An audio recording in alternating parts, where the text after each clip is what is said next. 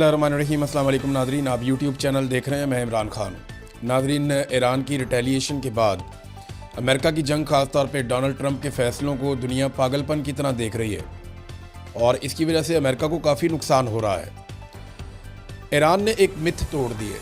इससे पहले आपको याद होगा पिछले साल ईरान ने एक और मिथ तोड़ी थी कि इसराइल के ऊपर कोई बम गिर नहीं सकता और वहाँ कोई आयरन डोम नाम की कोई बहुत बड़ी कोई बला है और उसको कोई डिसीव नहीं कर सकता, उसको कोई भी बम या मिसाइल क्रॉस नहीं कर सकता।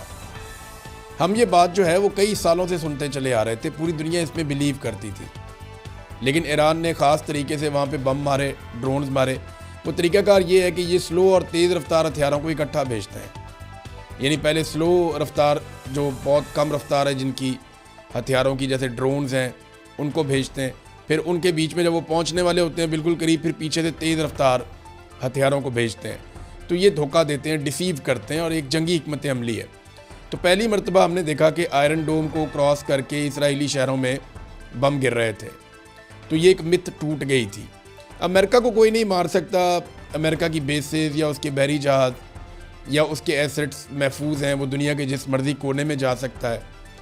ये भी एक अमेरिका का बहुत बड़ा एक वो बना हुआ था इमेज कि इसको कोई चैलेंज नहीं कर सकता। ईरान ने वो भी तोड़ दी मिथ कि अमेरिका को भी मार पड़ती है, उसके फ़ौजी भी मारे जा सकते हैं, उसके ऊपर मिसाइल भी मारे जा सकते हैं और ये भी मुमकिन है कि अमेरिका के रेडार कम्युनिकेशन तबाह की जाए, उसके अड्डे तबाह किए जाएँ और वो बमों को रोकने में या मिसाइलों को रोकने में कामयाब ना हो। तो ये मिथ टूटने के बाद ना अमेरिका अपनी वक़्त खो रहा है।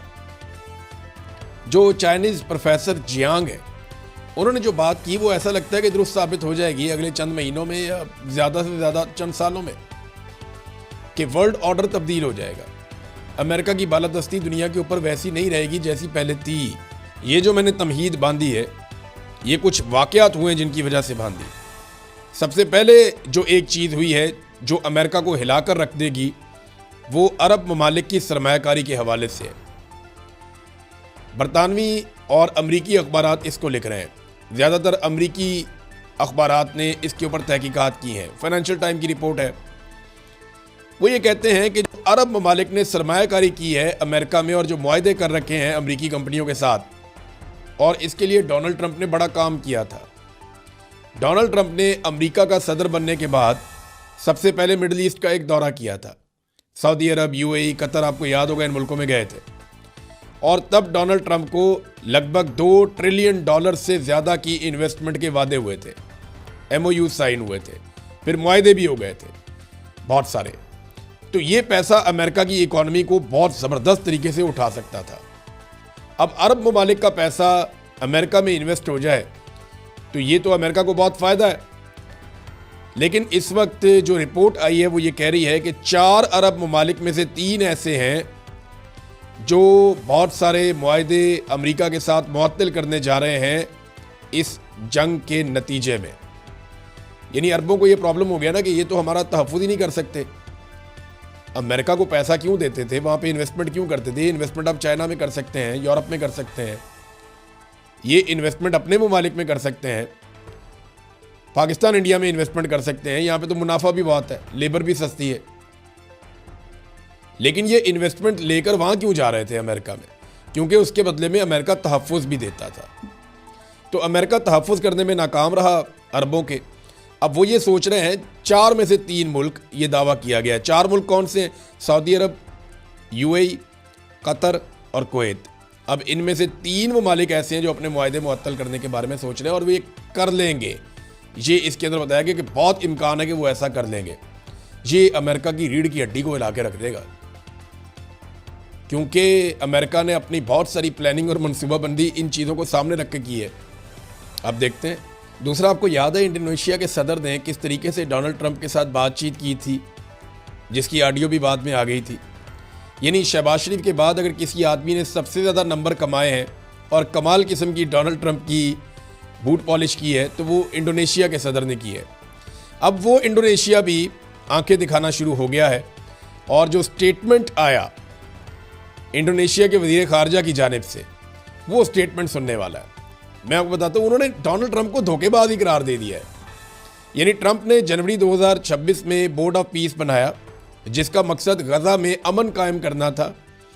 इंडोनेशिया इसमें शामिल हुआ, फौजी भेजने का वादा किया और तजारती रियायतें भी दी। लेकिन मार्च 2026 में अमेरिका और इसराइल ने खुद ईरान पर हमला कर दिया, जिससे पूरे इलाके में जंग भड़क उठी।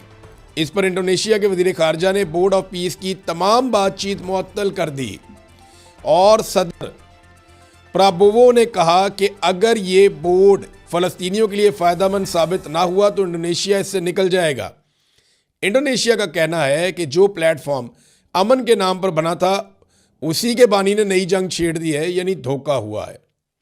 अब आप अंदाज़ा करें कि इंडोनेशिया जो थोड़ा अरसा पहले तक उनका सदर जो है वो टका के जूते पॉलिश कर रहा था, अब वो खड़ा हो गया। और ये जुर्रत उसको कैसे आई? वो ईरान से आई। उसने देखा कि ईरान कुट रहा है अमेरिका नू, हम इनको क्या समझते थे, ये क्या निकल आए। और उसके बाद उन्होंने ये भी देख लिया कि मिडल ईस्ट के लोग भी उनके खिलाफ हो रहे हैं, वो भी ये सोच रहे हैं कि हमारे तहफ़्फ़ुज़ में नाकाम रहे। तो डोनाल्ड ट्रंप के लिए बहुत कुछ लूज होता हुआ दिखाई दे रहा है, अमेरिका के लिए भी। जबकि पाकिस्तानियों को अभी तक होश नहीं आई। पाकिस्तानियों का प्रॉब्लम ये नहीं है ना, पाकिस्तानी जो गवर्नमेंट है उसका प्रॉब्लम कोई फॉरेन पॉलिसी या ये चीज़ें नहीं है, वो तो कोई भी हुकूमत होगी चला ही लेगी। असल प्रॉब्लम उनका ये है कि पाकिस्तान के अंदर जो वो गंद मार रहे हैं ना, वो असल उनका मसला है। जो इंसानी हकूक़ की पामालियाँ हो रही हैं, अदलिया को यरगमाल कर दिया है, मीडिया को कंट्रोल कर लिया है, सोशल मीडिया एक्टिविस्ट जो हैं वो गिरफ्तार किए जा रहे हैं। तो जो पाकिस्तान के अंदर ख़वातीन के साथ जुल्म और बर्बरियत, जबरी गुमशुदगियाँ हो रही हैं, सियासी मुखालिफिन के साथ जो किया जा रहा है, और पाकिस्तान की फौजी अदालतें बना के सज़ाएँ दे रही है, और जो पाकिस्तान की मिलिट्री एस्टेब्लिशमेंट ने कंट्रोल किया, ये चीज़ें पाकिस्तान के अंदर जो है इस कंट्रोल को कायम रखने के लिए और सबसे बड़े मुखालिफ इमरान खान को दबाने के लिए पाकिस्तान सारा कुछ कर रहा है। जो मौजूदा रजीम है इसका कोई उसूलों के साथ ताल्लुक़ नहीं है, पाकिस्तान के फ़ायदे नुकसान की बात नहीं है। पाकिस्तान के अंदर जो मुसल्लत टोला है वो अपने मफाद के लिए सारी पॉलिसी बना रहा है। एक और चीज़, ये तो हो गया इंडोनेशिया, पाकिस्तान को तो होश आनी नहीं है। अमेरिका और इसराइल ने मुसलमान मुल्कों को लड़ाने की भी एक कोशिश की, उसमें भी नाकाम हो गए। यानी सऊदी अरब ने खुद ईरान के हक में स्टेटमेंट दे दिया, यूएई ने भी कह दिया कि हम अपनी सरजमीन अब इस्तेमाल नहीं करने देंगे ईरान के खिलाफ। ये बड़ी खुशाइंद बात है।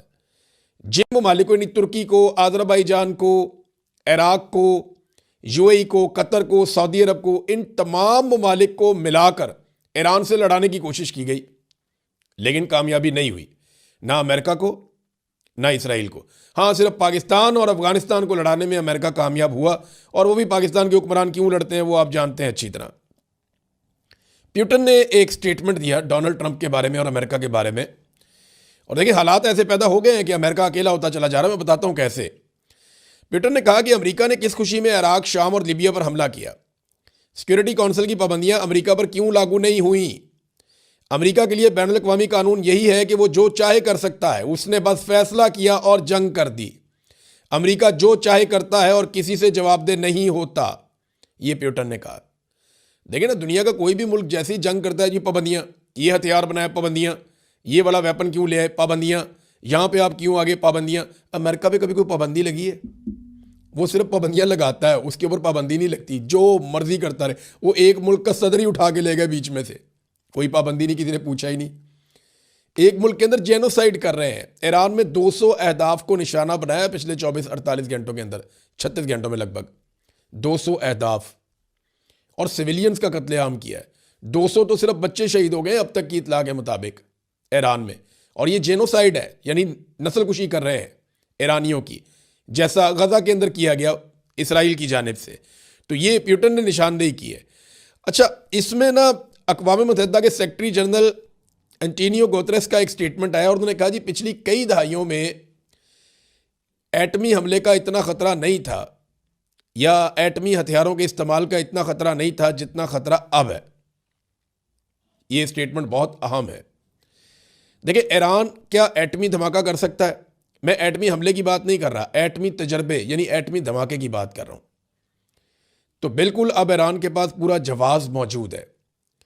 लेकिन अगर ईरान ने बार बार के हमलों से और लड़ाई से बचना है तो उन्हें एक ऐसा हथियार अब चाहिए होगा जिससे इसराइल की बोलती बंद हो जाए। यानी अगर ईरान के पास एटम बम हो तो इसराइल कभी भी उसके साथ झगड़ा नहीं करेगा, पटाखा भी नहीं चलाएगा। वो यही सोचेगा कि ये तो इनको मारने की आदत है ईरानियों को, ये तो मारते हैं आगे से, ये नूरा कुश्ती तो नहीं करते। ना ये इंतज़ार करते हैं, ना ये लिहाज करते हैं, तो ये